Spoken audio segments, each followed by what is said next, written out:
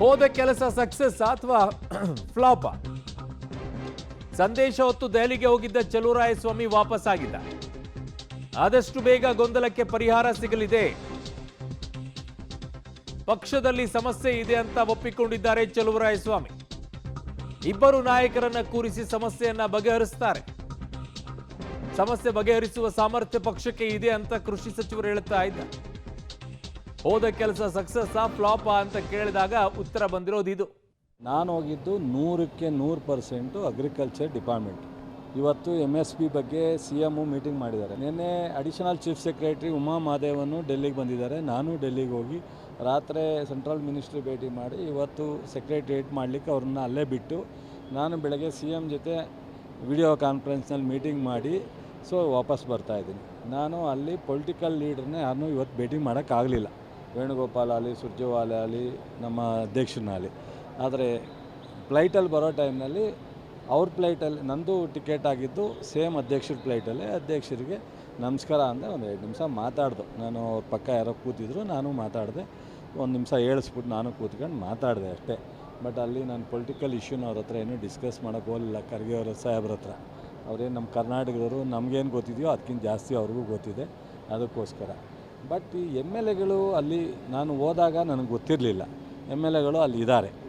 ಯಾರು ಒಂದಷ್ಟು ರಂಗನಾಥ್, ವಾಸು ಅವರೆಲ್ಲ ಇದ್ದಾರೆ. ಅವರು ಸ್ವತಃ ಅವ್ರು ಕ್ಲೈಮ್ ಮಾಡೋಕ್ಕೆ ಹೋಗಿದ್ರು, ಲೀಡರ್ಸ್ ಪರ ಹೋಗಿದ್ರು. ನಾನು ಅವ್ರ ಹತ್ರ ಡಿಸ್ಕಸ್ ಮಾಡೋಕ್ಕೂ ಟೈಮ್ ಇರಲಿಲ್ಲ. ನಾನು ರಾತ್ರಿ ಓದೋದು ಲೇಟು, ಮಿನಿಸ್ಟ್ರಿ ಭೇಟಿ ಮಾಡಿ ಬೆಳಗ್ಗೆ ಆನ್ಲೈನ್ ಮೀಟಿಂಗ್ ಮಾಡಿ ನಮ್ಮ ಸೆಕ್ರೆಟ್ರಿಗೆಲ್ಲ ಜವಾಬ್ದಾರಿ ಕೊಟ್ಟು ವಾಪಸ್ಸು ಬರೋ ಬ್ಯುಸಿನಲ್ಲಿ ನಾನು ಬಂದಿದ್ದೀನಿ.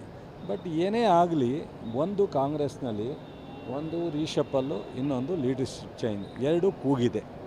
ಇದನ್ನು ಒಂದು ಸ್ಪಷ್ಟವಾಗಿ ನಾನು ಹೇಳಿದ್ರು ನೀವೇನು ಪೂರ್ತಿ ಅದನ್ನೇ ತಗೊಳ್ಳಲ್ಲ.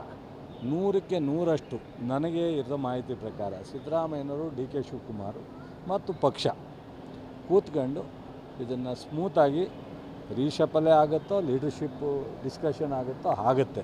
ಇದು ಯಾವುದೂ ಸಹ ನೀವು ಅಂದ್ಕೊಂಡಂಗೆ ಈ ಡೇ 1ಇಂದ ಗ್ಯಾರಂಟಿಯಿಂದ ಹಿಡಿದು ಇಲ್ಲಿವರೆಗೆ ಯಾವ್ಯಾವ ಇಶ್ಯೂನಲ್ಲಿ ನೀವು ಅಪೋಸಿಷನರು ನೀವು ಎಲ್ಲ ಹೊಡೆದ್ರು, ನೀವು ಸಕ್ಸಸ್ ಆಗಿಲ್ಲ, ಅಪೋಸಿಷನರು ಸಕ್ಸಸ್ ಆಗಿಲ್ಲ. ನಮ್ಮ ಪಕ್ಷ. ಸಹೋದ್ಯೋಗಿ ಈಗ ಪೊಲಿಟಿಕಲ್ ಬ್ಯೂರೋಯಿಂದ ಸುಖೇಶ್ ನನ್ನ ಸಂಪರ್ಕಕ್ಕೆ ಸಿಗ್ತಾ ಇದ್ದಾರೆ. ಸುಖೇಶ್, ಮಂತ್ರಿಗಳ ಮಾತಿನ ತಾತ್ಪರ್ಯವನ್ನ ನೋಡೋದಾದ್ರೆ, ಅಂದ್ರೆ ವಿರೋಧ ಪಕ್ಷಗಳು, ಮಾಧ್ಯಮಗಳು ನೀವು ಒಡೆಯುವಂತ ಕೆಲಸವನ್ನ ಮಾಡಿದ್ರಿ ಅಂತ ಹೇಳಿ, ಏನಿತ್ತಿದ್ರಲ್ಲಿ ಸಕ್ಸಸ್ ಆಗಿಲ್ಲ ಅಂತಂದ್ರೆ ನಮಗೇನಾಗಬೇಕಾಗಿದೆ? ಇವ್ರ ಸಕ್ಸಸ್ಸು, ಇವ್ರ ಫೇಲ್ಯೂರ್ ನಾವು ತಗೊಂಡು ಏನು ಮಾಡಬೇಕಾಗಿದೆ ಅಂತ.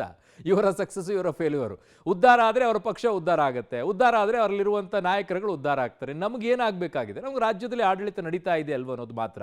ಏನಿದರ ತಾತ್ಪರ್ಯ? ಅರುಣ್, ಕಾಂಗ್ರೆಸ್ನಲ್ಲಿ ಭಿನ್ನ ಅಭಿಪ್ರಾಯ ಇದೆ ಅನ್ನುವಂಥದ್ದು ಚರ್ಚೆಯಲ್ಲಿ ಇತ್ತು, ಆಗಾಗ ಅದು ವ್ಯಕ್ತ ಆಗ್ತಾ ಇತ್ತು. ಆದರೆ ಭಿನ್ನ ಅಭಿಪ್ರಾಯ ಅಷ್ಟೇ ಅಲ್ಲ, ಭಿನ್ನ ಮತವೂ ಇದೆ ಅನ್ನುವಂಥದ್ದು ನಿನ್ನೆಯಿಂದ ಸಾಬೀತಾಗ್ತಾ ಹೋಗ್ತಿದೆ ರಾಜ್ಯ ಕಾಂಗ್ರೆಸ್ನ ಮಟ್ಟಿಗೆ ಹೇಳೋದಾದರೆ. ಹಾಗಾಗಿ ಪವರ್ ಶೇರಿಂಗ್ ವಿಚಾರದಲ್ಲಿ CM ಮತ್ತು DCM ಇಬ್ಬರ ನಡುವೆ ನಡೀತಾ ಇರುವಂತಹ ಕುರ್ಚಿ ಕದನ ಏನಿದೆ, ಈ ಕುರ್ಚಿ ಕದನದ ಎಫೆಕ್ಟ್ ಆಗಿ ನಿನ್ನೆಯಿಂದ 2.5 ವರ್ಷ ತುಂಬುತ್ತಾ ಇದ್ದಂತೆ DK ಶಿವಕುಮಾರ್ ಆಪ್ತ ಶಾಸಕರುಗಳ ಡೆಲ್ಲಿ ಪೆರೇಡ್, ಕೊಟ್ಟ ಮಾತಿನಂತೆ ನಡೆದುಕೊಳ್ಳಿ ಅನ್ನುವಂಥ ಅವರ ಸಹೋದರರ ಮಾತು, ಮತ್ತೊಂದು ಕಡೆ ಅದಕ್ಕೆ ಯಾವ ರೀತಿ ನಾವು ಕೌಂಟರ್ ಮಾಡಬೇಕು ಅಂತ ತಡರಾತ್ರಿಯಲ್ಲಿ CM ಸಿದ್ದರಾಮಯ್ಯ ಆಪ್ತ ಬಣದ ಸಚಿವರುಗಳ ಡಿನ್ನರ್ ಮೀಟಿಂಗ್, ಇವೆಲ್ಲವೂ ಕೂಡ ಕಾಂಗ್ರೆಸ್ನ ನಿರಂತರವಾದ ಒಂದು ಹೊಸ ಚಟುವಟಿಕೆಗೆ ದಾರಿಯಾದಂತೆ ಕಾಣಿಸ್ತಾ ಇದೆ. ಭಿನ್ನ ಮತವನ್ನು ಅನ್ನುವಂಥದ್ದು ಬಹಿರಂಗ ಆದಂತೆ ಕಾಣಿಸ್ತಾ ಇದೆ. ಅದು ಯಥಾವತ್ತಾಗಿದೆ. ಬಹುಶಃ ಸಚಿವರಿಗೆ ಅದು ಯಾವುದು ಕಾಣಲಿಲ್ಲ ಅನಿಸುತ್ತೆ. ಕೇವಲ ವಿಪಕ್ಷಗಳು, ಮಾಧ್ಯಮಗಳ ವಿಚಾರವನ್ನು ಮಾತ್ರ ಅವರು ಹೇಳ್ತಾ ಇದ್ದಾರೆ. ಅಲ್ಲಿ ಮಾತ್ರ ಇದೆ, ನಮ್ಮಲ್ಲಿ ಅವರಲ್ಲಿ ಇಲ್ಲ ಅಂದಮೇಲೆ ಇಬ್ಬರನ್ನ ಕೂರಿಸಿ ಮಾತಾಡೋಕ್ಕೆ ಏನಿದೆ ಅನ್ನೋದು ಕೂಡ ಪ್ರಶ್ನೆ ಆಗುತ್ತೆ. ಇಬ್ಬರನ್ನ ಕೂರಿಸಿ ಮಾತಾಡಬೇಕು ಅಂದರೆ ಅಲ್ಲಿ ಇದೇ ಭಿನ್ನ ಅಭಿಪ್ರಾಯ ಅನ್ನೋದು ಸ್ಪಷ್ಟವಾಗುತ್ತಲ್ವಾ? ಅದೇ ಕೂಡ ಈಗ ಆಗ್ತಾ ಇರುವಂಥದ್ದು. ಕುರ್ಚಿಯ ವಿಚಾರದಲ್ಲಿ ನಾ ಬಿಡೆ ನೀ ಕೊಡೆ ಅನ್ನುವಂತಹ ಗಲಾಟೆ, ಜಟಾಪಟಿ ಶುರುವಾಗಿದೆ. ಯಾವ ಹಂತಕ್ಕೆ ಹೋಗಿ ತಲುಪುತ್ತೆ ಅನ್ನುವಂಥದ್ದು ಈಗಲಿಂದ ಕೌಂಟ್ ಡೌನ್ ಸ್ಟಾರ್ಟ್ ಆಗಿದೆ. ಅರುಣ್. ಓಕೆ ಸುಖೇಶ್, ಮೇಲೆ ಮಾಹಿತಿಗೆ ಧನ್ಯವಾದಗಳು. ಅಲ್ಲಿಗೆ ಚಲುವರಾಯಸ್ವಾಮಿಯವರಂತೂ ಒಳಗಡೆಗಿರುವಂಥ ಕೂಗನ್ನೇ ಎತ್ತಿದ್ದಾರೆ. ನಾವು ಅದನ್ನೇ ಹೇಳ್ತಾ ಇರೋದು, ಒಳಗಡೆ ಕೂಗಿದೆಯಪ್ಪ 2.5 ವರ್ಷ ಅಂತೇಳಿ. ಅದರಲ್ಲಿ ಸಕ್ಸಸ್ಸು ಫೇಲ್ಯೂರ್ ಏನಿದೆ? ಏನಪ್ಪ ಅವ್ರವ್ರಿಗೆ ಯಾರ್ದೋ ಮೇಲೆ ಒಂದಿಷ್ಟು ಕೋಪ ಹಾಕಬೇಕಾಗಿರುತ್ತೆ, ಕೋಪ ಹಾಕ್ಬಿಡ್ತಾರೆ. ಇರಲಿ, ಅವ್ರು ಸಮಾಧಾನ ಆಗೋದ್ರೆ ನಾವೇ ಬೇಡ ಅನ್ನೋಣ. ಮನಸ್ಸು ಹಗರ ಆಯ್ತಾ ಸಾಕು.